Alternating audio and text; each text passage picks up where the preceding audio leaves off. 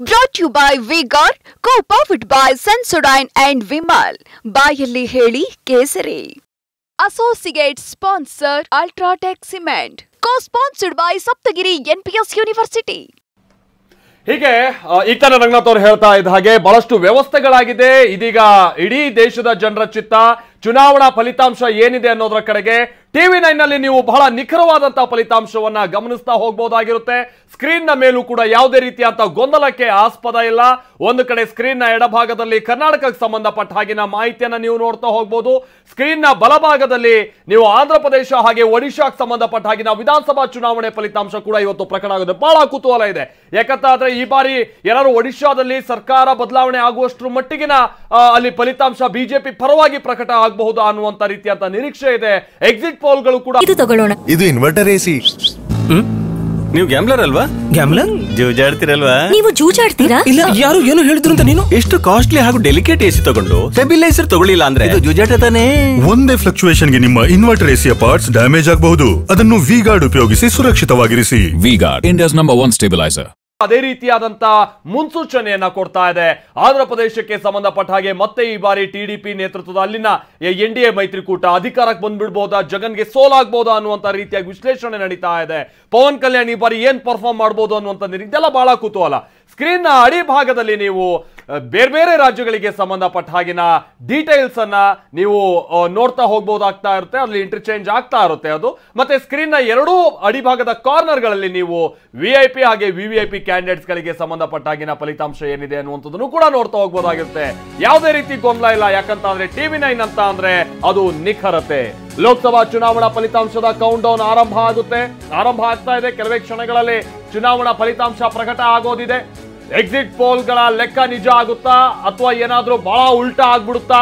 ಯಾಕಂದ್ರೆ ಇಲ್ಲಿ ಮೇಲಿನ ಮೇಲೆ ಇಂಡಿಯಾ ಮೈತ್ರಿಕೂಟ ಹೇಳ್ತಾ ಇರುವಂತದ್ದಿದೆ. 2004ರಲ್ಲಿ ಏನಾಗಿತ್ತು ಅದೇ ರೀತಿಯಾದಂಥದ್ದು ಈ ಬಾರಿಯೂ ಕೂಡ ಆಗುತ್ತೆ ನೋಡಿ. ನಮಗೆ ಈ ಬಾರಿ ಖಂಡಿತ ವಿಶ್ವಾಸ ಇದೆ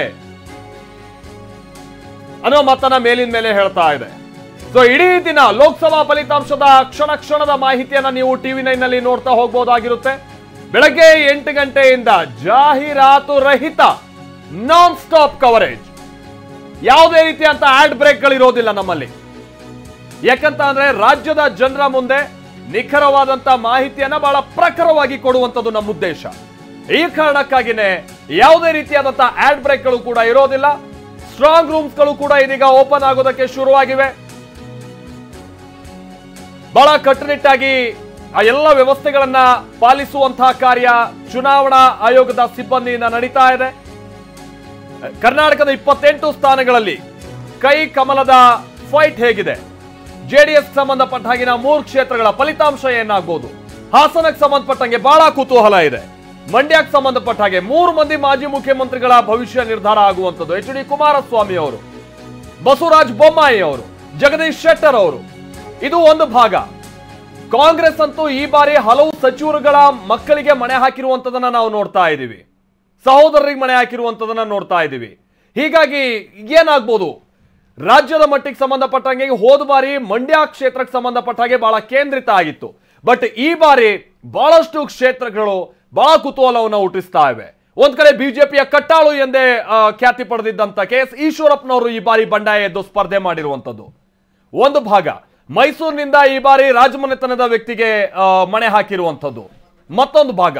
ಸೊ ಹೀಗೆ ಆಮೇಲೆ ಸಾಲಾಗಿ ನಾವು ನೋಡ್ತಾ ಇದ್ದೀವಿ. ನೀವು ಚಾಮರಾಜನಗರಕ್ಕೆ ಸಂಬಂಧಪಟ್ಟ ಹಾಗೆ ನೋಡಿರ್ಬೋದು ಸುನಿಲ್ ಬೋಸ್ ಸಚಿವರ ಪುತ್ರ, ಚಿಕ್ಕೋಡಿಗೆ ಸಂಬಂಧಪಟ್ಟ ಹಾಗೆ ಪ್ರಿಯಾಂಕಾ ಜಾರಕಿಹೊಳಿ, ಬಾಗಲಕೋಟೆಗೆ ಸಂಬಂಧಪಟ್ಟ ಹಾಗೆ ಸಂಯುಕ್ತಾ ಪಾಟೀಲ್.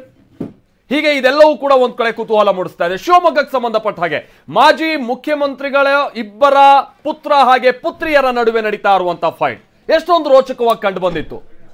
ಹೀಗಾಗಿ ಈ ಬಾರಿಯ ಚುನಾವಣಾ ಫಲಿತಾಂಶ ಇದೆಯಲ್ಲ, ಇದು ಒಂದು ಕ್ಷೇತ್ರಕ್ಕೆ ಸಂಬಂಧಪಟ್ಟ ಹಾಗಿನ ಕೇಂದ್ರಿತವಾದಂತಹ ಚುನಾವಣಾ ಫಲಿತಾಂಶ ಆಗಿರೋದಿಲ್ಲ.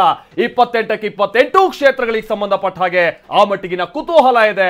ಆ ಎಲ್ಲ ಕುತೂಹಲಕ್ಕೆ ಸಂಬಂಧಪಟ್ಟ ಹಾಗಿನ ಫಲಿತಾಂಶ ಪ್ರಕಟ ಆಗುವಂತ ಸಂದರ್ಭದ ಅಂಕಿ ಅಂಶಗಳನ್ನ ನಿಮ್ಮ ಮುಂದೆ ನಾನು ಮೊದಲೇ ಹೇಳಿದಾಗೆ ನಿಖರವಾಗಿ ಪ್ರಖರವಾಗಿ ಇಡ್ತಾ ಹೋಗಿ. ಇದೆಲ್ಲದರ ಜೊತೆಗೆ ಈ ಬಹಳಷ್ಟು ಜನರ ಭವಿಷ್ಯ ತೀರ್ಮಾನ ಆಗುತ್ತೆ. ಹೌದು, ಇಟ್ಸ್ ವೆರಿ ಇಂಪಾರ್ಟೆಂಟ್. ಜೊತೆಗೆ ಗ್ಯಾರಂಟಿಗಳು ಎಷ್ಟರ ಮಟ್ಟಿಗೆ ವರ್ಕ್ ಆಗ್ತಾ ಇದೆ ಅದು ಕೂಡ ಗೊತ್ತಾಗುತ್ತೆ. ಯಾಕಂದ್ರೆ ರಾಜ್ಯದ 5 ಗ್ಯಾರಂಟಿ ಅದು ದೇಶಾದ್ಯಂತ 25 ಗ್ಯಾರಂಟಿಗಳಾಗಿ ಹರಡುತ್ತಲ್ಲ, ಹೌದು. ಆ 25 ಗ್ಯಾರಂಟಿಗಳ ಪರಿಣಾಮ ಎಷ್ಟು ಗೊತ್ತಾಗುತ್ತೆ.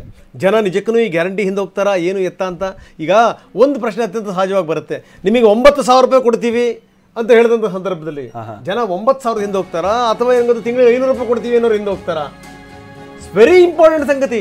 ಜೊತೆಗೆ ಈ ನಾಯಕತ್ವದ ವಿಚಾರ ಇದೆಯಲ್ಲ, ಅದು ಕೂಡ ಬರುತ್ತೆ ಇಲ್ಲಿ. ವೆರಿ ವೆರಿ ಇಂಪಾರ್ಟೆಂಟ್ ಸಂಗತಿ. Brought to you by Vigor, co-powered by Sensodyne and Vimal. ಬಾಯಲ್ಲಿ ಹೇಳಿ ಕೇಸರಿ.